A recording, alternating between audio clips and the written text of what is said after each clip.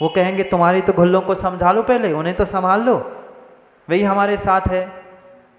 क्या बोले, किससे बोले और किसको समझा? बड़ी विडंबना है, क्योंकि हम समझना ही नहीं चाहते, समझना ही नहीं चाहते किस बात के सम्यक दृष्टि और किस बात के हम मुखिया बन के घूम रहे हैं। विचार करो, विचार करो। बड़ी विडंबना है। हम साधु को तो मंदिरों में आने से रोक रहे हैं, उनके साथ कहते कुछ है, छल कपट कुछ करते हैं, क्या करें शैलेंद्र जी? इसलिए स्पष्ट हम तो पूछते हैं भाई। 2 बार उज्जैन में हम सरक चुके, कमेटी कुछ कहती है और फिर पलट जाती है, भरोसा थोड़ी ना है। झूठ बोलने में तो आज के इंसानों को पाप, माँ बोलो ना, लगता ही नहीं है, बिल्कुल नहीं लगता। 1 मिनट में अंदर कुछ होते और बाहर जाके पलटने में टाइम नहीं लगता। क्यों मोदी जी, आपने तो देख लिया, देख लिया ना, आपने तो देख लिया, आप ही के बगल के लोग हैं, क्या कर सकते, क्या कर सकते हैं? गांव में है, उनको तो पूज नहीं रहे हैं और बाहर भाग रहे हैं कि तुम आ जाओ, तुम आ जाओ। है उनके तो दर्शन करने के समय नहीं है, दूसरे के पीछे दौड़ रहे। क्या परिणति है, क्या परिणति है? दिखाना क्या चाहते हैं, समझ में नहीं आ रहा। भोगेंगे भोगेंगे, कर्म तो हर कोई भोगेगा। मैं तो भगवान से तो प्रार्थना करते ही रहता हूँ कि सद्बुद्धि दे उनको भी, जैसे उल्टे काम कर रहे हैं। हम चाहे तो बहुत कुछ हो सकता है, पर हम तो दया और क्षमा को धारण करने वाले अहिंसा के पुजारी है। हम सोचते हैं भैया सबको सन्मति दे भगवान, उनको भी सन्मति मिल जाए, उनकी भी बुद्धि पलट जाए। क्या करें, पर पलट उनकी शक्ति है जिनका पुण्य साथ दे रहा है। नहीं है तो कुछ नहीं हो सकता, नहीं है तो कुछ नहीं हो सकता। यहाँ सब चू चू चाचा करते हैं, फिर जब खाने का समय आता है ना, अभी दिवाली में सब उन्हीं के थाली में जाके झूठन खा के आएंगे, सब पता है, सब पता है। बुरा कौन बने? हम नहीं बुरा बनेंगे। आप कहो, आप करो, हम किसी से बुरा ही नहीं लेंगे।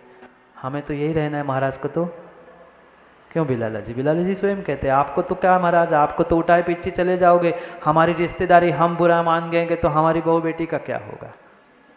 हम तो वही करेंगे जो आज तक करते आए हैं। कृतकारी तन्मोदना से फल आपको भी वही मिलेगा।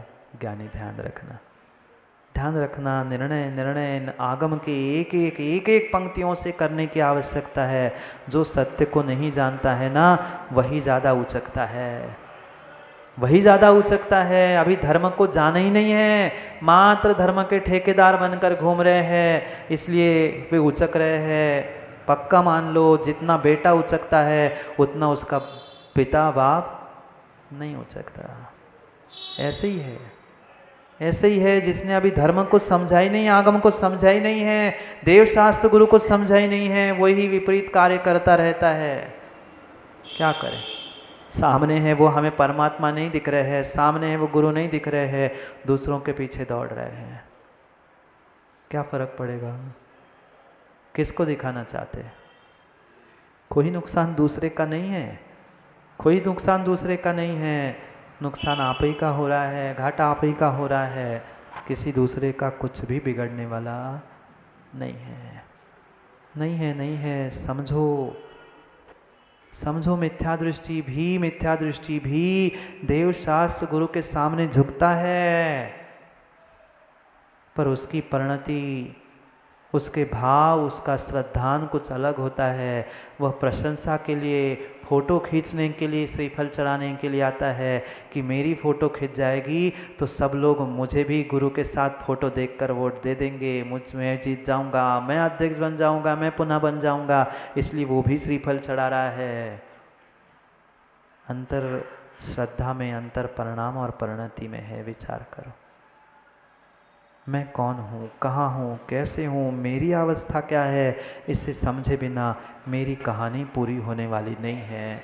एकमात्र सम्यक दर्शन, श्रद्धान, सम्यक श्रद्धान ही इस जीवन की कहानी की धुरी होती है।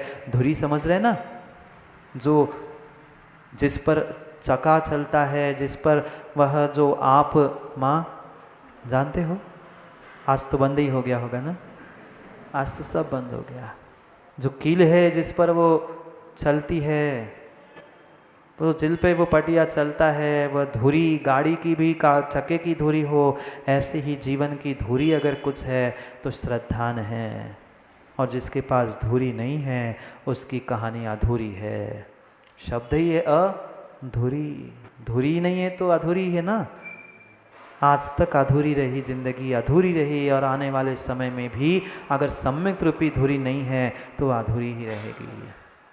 कम पढ़ो पर सही पढ़ो, कम करो पर सही करो तो काम बनेगा, अन्यथा बहुत करने के और बहुत दिखाने के पीछे हम कहीं के नहीं बच रहे हैं, कहीं के नहीं बच रहे हैं, कहीं के नहीं बच रहे हैं, कहीं के तो बने रहो।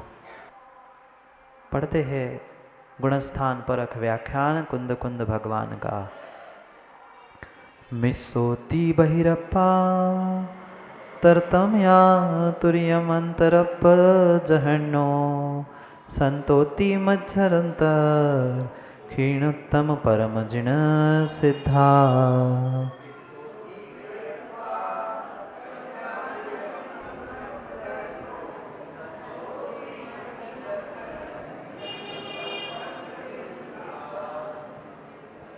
मिस्सोति बहिरप्पा 14 गुणस्थान होते हैं। उन 14 गुणस्थानों में क्रम क्रम से इस बहिरात्मा, अंतरात्मा और परमात्मा की व्यवस्था समझाई जा रही। जो सिद्ध भगवान हैं वह गुणस्थानातीत, कर्मातीत, मुक्त परमात्मा कहलाते, और 13वें 14वें गुणस्थान वाले जो केवली भगवान हैं, सयोग केवली, अयोग केवली, इन्हें भी परमात्मा कहा जाता है। ये सकल एक देश परमात्मा हैं और पूर्ण रूप से जो परमात्मा बन चुके वो सिद्ध कहलाते। ये गुणस्थानों के अपेक्षा से जीव जब तक व्यवस्था विशेष को, लोक व्यवस्था को, व्यवहार को नहीं समझ सकता है तब तक कभी भी वह निश्चय की प्राप्ति कर ही नहीं सकता। क्योंकि पीयूष जी, निश्चय और व्यवहार ये नदी के 2 तट है। वस्तु व्यवस्था, वस्तु स्वरूप तो मध्य में है, एक भी छोड़ देंगे तो कभी भी वस्तु स्वरूप सत्य प्रकट होने वाला नहीं है। जैसे निश्चय मेरा स्वरूप है ऐसे व्यवहार भी मेरा स्वरूप है, ये मुझे पहचानने की आवश्यकता है। पर व्यवहार छोड़ना है, निश्चय मेरा रहेगा, ये भी निर्णय साथ में होना चाहिए। यही यहाँ समझा रहे हैं। मिस्सोति बहिरप्पा, मिथ्यात रूपी जो पहला गुण स्थान है, दूसरा और तीसरा, ये जो पहले 3 गुण स्थान हैं, ये पहले 3 गुण स्थान वाले नियम से बहिरात्मा होते हैं। बहिर आत्मा देह जीव को एक गिने वह बहिरात्म तत्व मुदा है। जो शरीर को आत्मा, आत्मा को शरीर एक समान मानता है, भेद विज्ञान है ही नहीं है, अलग अलग नहीं जानता। शरीर को भी जीव मानता है, शरीर के वह सगे संबंधियों को भी जीव मानता है, अपना ही स्वरूप मानता है, उसे ही बहिरात्मा कहा है, बहिरात्मा कहा है। और वो 3 गुण स्थानों में है, पहला गुण स्थान, दूसरा गुण स्थान और तीसरा गुण स्थान। क्योंकि नाम पढ़ेंगे, नामों के अपेक्षा से व्याख्यान समझेंगे तो कठिन विषय हो जाएगा। पर इतना समझो, 14 गुण स्थान यानी जीव की 14 सीढ़ियाँ, श्रेणियाँ होती है। सीढ़ियाँ जानते ना, किसी मंजिल तक पहुँचने के लिए सीढ़ियाँ होती है। तो हमें इस परमात्मा बनने के लिए, आत्मा से परमात्मा बनने के लिए, बहिरात्मा से परमात्मा बनने के लिए आचार्यों ने, तीर्थंकरों ने 14 सीढ़ियाँ कही। पहली 3 सीढ़ियाँ, पहले 3 गुण स्थान ये बहिरात्मा के हैं, मिथ्या दृष्टि परिणति रूप से युक्त बहिरात्मा के हैं। उसके बाद जो तरतम्या तुर्यम अंतरप्पा जहन्नो, फिर अंतरात्मा, और सबसे अंत में जो 13वीं सीढ़ी है, 14वीं सीढ़ी है, और सीढ़ी के ऊपर जो मंजिल थी वह परमात्मा। 2 बातें समझ में आई? पहला, दूसरा और तीसरा बहिरात्मा का गुणस्थान कहा, पुनः 13वां 14वां और गुणस्थाना से अतीत जो सिद्ध भगवान है ये परमात्मा, और उसके बीच के जितने हैं वे सभी अंतरात्मा, मतलब चौथे गुणस्थान से लेकर 12वें गुणस्थान तक वे अंतरात्मा हैं। कभी तरतम्यसा से जघन्य है, कभी मध्यम है, तो कभी उत्कृष्ट है। क्योंकि अनेकानेक आचार्य भगवंतों की अनेकानेक अपेक्षा है। किन्हीं आचार्य भगवंतों ने चौथे गुणस्थान वर्ती को जघन्य कहा, 5वें 6वें 7वें गुणस्थान वर्ती को वह मध्यम अंतरात्मा कहा, उसके बाद 8वें से 12वें को उत्कृष्ट कहा। किन्हीं आचार्य भगवंतों ने 12वें को ही उत्कृष्ट अंतरात्मा कहा, 11वें से लेकर 6वें तक उन्होंने मध्यम अंतरात्मा और चौथे 5वें को जघन्य अंतरात्मा कहा। उनकी अपेक्षा अलग है, पर मात्र इतना ही समझ ले, चौथे गुणस्थान से 11वें 12वें गुणस्थान ये अंतरात्मा सम्यक दृष्टि की परिणति है। मत करो कुछ बहुत बड़ी तपस्या माताओं, मत करो बहुत बड़ा ज्ञान, पर पंचम काल में आए हो, छठे काल से अगर बचना है तो कम से कम इतना अवश्य पुरुषार्थ करो कि हम बहिरात्मा से अंतरात्मा बन जाए। चौथा गुणस्थान मात्र एक बार प्राप्त कर लो, काम बन जाएगा। मात्र चौथा गुणस्थान प्राप्त कर लो, जघन्य ही सही पर अंतरात्मा बन जाओ, उतने में ही काम बन जाएगा। सच्चे देव शास्त्र गुरु पर श्रद्धान करो, मिथ्यात से छूटने का प्रयास करो, आधा काम बन जाएगा। इसका मतलब ये नहीं है कि आगे बढ़ना नहीं पड़ेगा।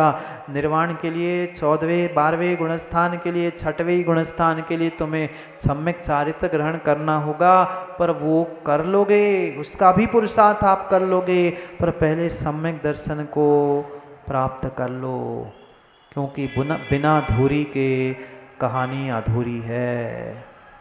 पूरी करना है तो सम्यक रूपी धूरी को प्राप्त कर लो।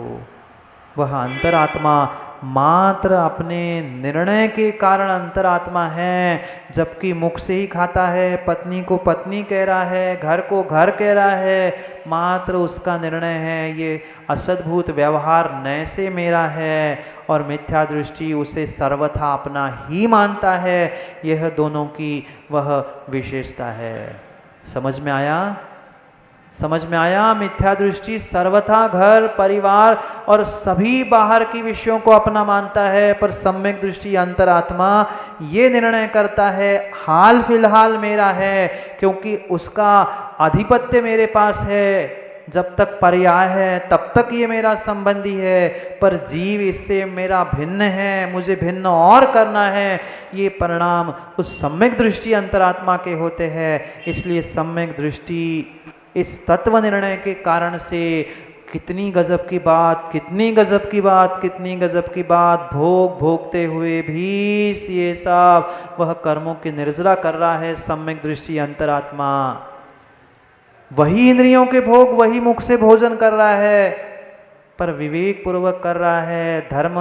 धर्मात्मा की सेवा वैयावृत्ति के लिए कर रहा है, इसलिए वह कर्मों की निर्जरा के लिए निमित्त बन सकता है, और मात्र शरीर के भोगों के पुष्टि के लिए बहिरात्मा खा रहा है, कार्य कर रहा है, इसलिए कर्म बंध का ही साधन प्राप्त कर रहा है। समझो, विचार करो, निर्णय करो। एक एक गुणस्थान, एक एक नय, एक एक प्रमाण सबको समझने की आवश्यकता है। तो कुछ काम जीवन में बनेगा, नहीं तो बाहर के दिखावों के धर्म, दिखावे की क्रिया जीवन में आज तक जीवन भर सब जीवों ने की है। आप नहीं करते ना? बोलो हाँ कहते हैं। मिथ्या दृष्टि और सम्यक दृष्टि दोनों भी मुख से ही भोजन करते हैं, नाक से कान से नहीं करते। तीर्थंकर करते, भन्ने वाले भगवान करते हैं नहीं।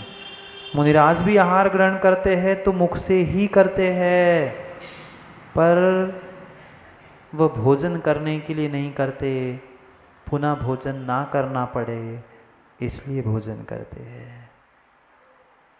जाओ, भोजन का समय हो गया है। अधूरी तैयारी हो गई भोजन की, पूरी करनी होगी। हाँ, आधा तो हो ही गया होगा ना तैयारी में। कुकर लगा के तैयार होगा, जाके बघार लगाओ, भोजन बनाओ और खा लो, बस। अधूरी कहानी भोजन की नहीं, तो भोजन की याद आ जाए, वो तो अधूरी है ही, रहेगी रहेगी।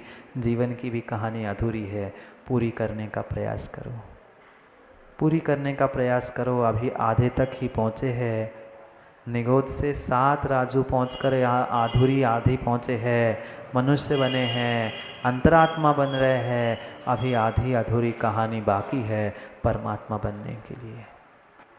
पहुँचो, जाओ, घर दुकान में जाकर पूरी करनी होगी कहानी, सीमेंट कर लो कहानी पूरी।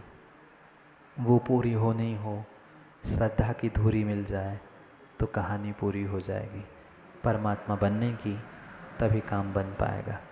समय आपका हो गया, करेंगे पुनः समय पर।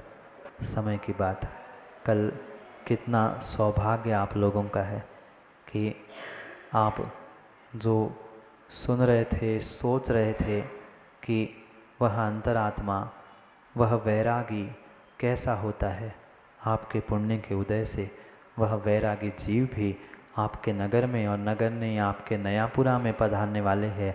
माताएं घर में बैठे रहे ना,